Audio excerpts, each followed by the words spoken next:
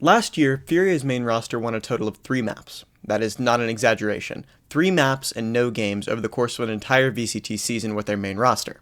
However, this year, they already beat a crew team who, yes, had subs, but a win is a win, and a Sentinels team. In fact, they beat them so badly that the Sentinels fans were chanting save, save, save, because that's the only thing they could cheer on at part of this game. And when I say they revived a team, I mean it. There is not a past heights of Furia to achieve to. Last place at Champs isn't exactly breathtaking, but this roster and organization was done. Dead. Waiting for Riot to kick them out of partnership whenever they could. This roster may have just saved not only their season, but Furia as a whole in VCT. We're going to take a look at how they were able to beat Sentinels on the new map Breeze here. Really quickly, it would mean the world to me if you would subscribe. I've got about 7 weeks left until I turn 18, and I'm trying to hit 10K before then, so please subscribe. It's free and means a ton. Let's get into it. Yo, editing Lionzblade here. Make sure to subscribe, but also if you like Minecraft, I started a Minecraft server. Forgot to mention it. Link in the pinned comment and description, so join my Discord so you can join the Minecraft server. Alright, let's get into it. Furia quickly fall down 4-0, and it looks like it could be the classic Sentinels scare round, or excuse me, scare game, where they look like they're about to lose against an inferior opponent. They lose map 1, map 2 gets super close, but they always pull out. This happens several times. Pause.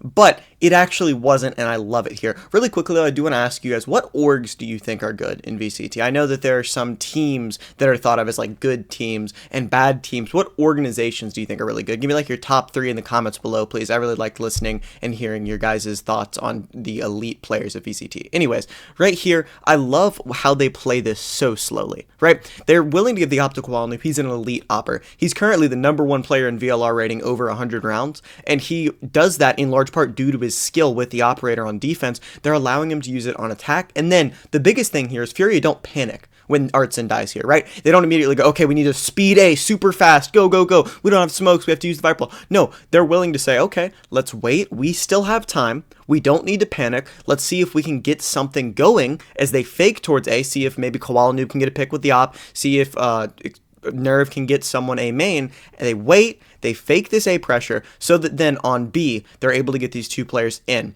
Redux, he's trying his best here, and he's already gotten the first blood. He's trying to play smart, but he does get kind of timinged here by this flash from Relim, like perfect timing. The second that he ends up re-peeking into a limb, he gets flashed, mollied, and forced back here. Speaking of a limb, he's about to save the round for them, right? Former Nightblood Gaming player, by the way, my organization, fun little fact. Anyways, right here, great awareness, takes the timing off the dart to get that one, and then goes back, kills the Neon ult, and then when he needs help, he's calming, he's being active, he's like, hey, I need help, Nerve, can you save me? Big bro delivers, gets the kill for him, and saves the round for Furia, to be quite honest. A round like this, where it's a 4v5, you've lost your, dome smokes player, that should not be won, but Furia, don't panic. A lot of teams there are panic rushing A. Furia, they collect themselves, they fake A, go B, and end up winning the round here off of a Nerve clutch. Great stuff to put them back in the game.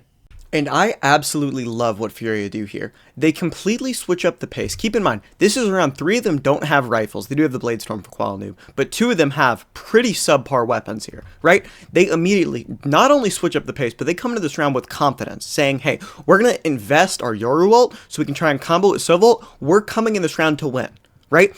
This is something you're not seeing a lot of teams instantly say, we're committing 2 ults to what is an eco, right? That's not something that happens all the time, and they execute it so well, getting these 2 kills, bang, bang. But again, the pace switch, that's what changes good teams from mediocre and mediocre from bad teams, is being able to set your own pace on attack and control, switching it up enough to where you catch the other team off guard. Wonderful round here, and this is also the start of the John QT saving epidemic. Granted, I don't like, it's not bad. I'm someone who's very save happy, especially in like Premiere. I'll call for saves probably more than I should, just because, statistically, a lot of rounds aren't going to be won. This round, there's nothing wrong with him saving. And the funny thing is, a lot of the times there was nothing wrong with him saving. It's just having that one player in that spot so many times just starts to get funny. Anyways, 4-2, Furia coming back. Sentinels forced into the next round, and again, Furia are switching up the tempo here. By the way, if this isn't already the Viper Orb you're using on attack, you are throwing your elo. This is the orb you need to be using. It's very good. It's for the cross. It's perfect. No, it's 10 out of 10. Anyways, use that in your Premier games, ranked, whatever. If you're playing ranked Viper on Breeze, actually, don't. Anyways, they just switch up the tempo. As soon as they know this pit's A main, they instantly go, okay, we're going to hit A. It's probably the weak site. We're going to hit it through mid because obviously don't want to go through the pit. That's a good call. I also like the game plan from Sentinels. Bring Redux, get him inserted mid. I think taking this mid space for defenders is going to be super important, and it's only going to get more important as kind of the Breeze meta evolves with all these changes, and it's really cool to see once teams do that. But right here, 5v5, something was in my background, 5v5, even though Neri gets this kill, watch what Koala able to do. And this is why I think he's a guy that's for real, right? He's not going to be, you know, he had 2 good games. No, he's for real. He's able to do it on opping. He's able to do it on the attack with rifles, runs through. Cortesia's not in his pit, kills Neri, kills Cortesia, and yet again, we have John saving. Now, while it is the right call, I do love that the crowd, the Sentinels crowd started booing. It's a football thing where you can even boo your home crowd. I like it. I think it's something we should start doing, but probably not in this case because it is the right call. Anyways, Furia, close to evening it up now. Again, Furia with the layers on this stuff. I want you to look at the minimap. Don't care about what's happening on screen. Look at the minimap right here. He's waiting. An idiot, an imbecile like you, unless you're subscribed, would probably just swing window like a stupid poo-poo head. But Redux has an op trained on window. Koala Noob he's smart, he understands, he knows, and so what he's doing is waiting right here until Redux pushes up. Now, this plan does get kind of foiled by this Astra here, but the plan all along, you simple-minded fool, you thought this didn't work. No, this was the plan. Koala Noob swings it, and eventually, with some, you know, a bit of whiffage from Redux, gets the kill. Now, Narrate is going to continue a time-honored Sentinels tradition here. It has been passed down from generation to generation, which is have your star player make a hero play, or at least try to make a hero play the second something doesn't work out. He dashes into all of them. He doesn't see all of them, to be fair. And again, what this actually is him seeing a Yoru alone and going, oh, okay, I think it's a lurking Yoru. I can take this fight and get numbers back to normal. However, my way of saying it is way funnier. It'll give me more subscribers. So he just goes into all of them. I'll give you a replay. It's just funny to watch, bro. I'll give you a little slow motion. It's normal motion. I'm not slowing it down. But yeah, he just goes into all of them, gets executed, and then guess what Sentinels do? It's not John this time. I'll give him that. It's not John this time. He has died. But Sentinels, just wait. Just give him a second. Sentinels end up saving right there, and Furia are going to take the lead. Sentinels have tied it up at 7-7 and are now bonusing, but they have a really strong bonus here. 4 rifles and a bulldog. They're definitely no slouch. A really interesting thing, though, and something that could have tipped Furia off is he did his wall, or didn't do his wall off rip. He did it like 15 seconds in. After that, you can see Jet immediately starts running over, also because of the noise. But, like, it's very interesting that people will still do this where you don't default the wall. That should raise some alarm bells on the side of Furia if the wall isn't there normally. But that's not the best part of the round. Nor is Alem, which, granted, really cool, getting some nice shots here. No, the best part of the round is the impromptu pop quiz on John QT. Okay, question.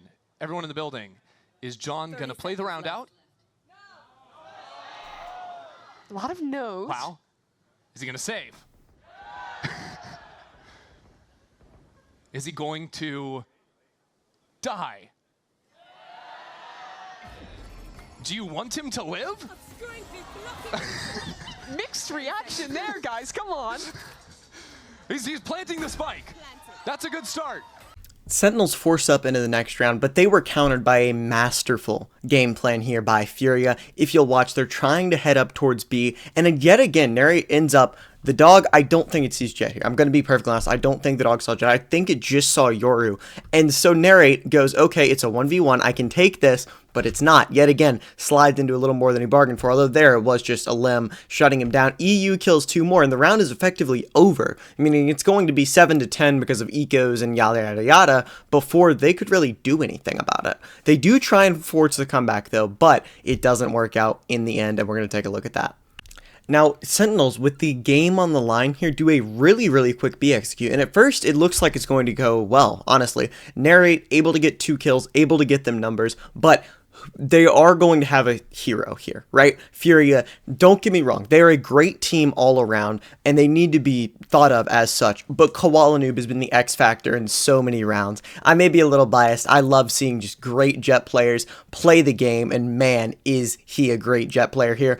Able to op through the wall there, goes through, gets the pick, gets out, makes it a 3v3. At this point, right here, where it's a 2v3, I really think Sen should have called a rotate. I'm not going to lie. As soon as this orb went up, by the way, Narrate didn't have any bullets in his gun there as he went for the peek. As soon as this orb went up, I really thought Narrate was going to dash and go A. I think that's the right call. Reposition. Obviously, you don't know if you're getting flanked or something, but you'd imagine that if you are getting flanked, it's one person, you get to take that 2v1, but they stay on site here. Cortezia ends up dying. Narrate left to clutch it all out, and unfortunately for Sentinels, they are not able to.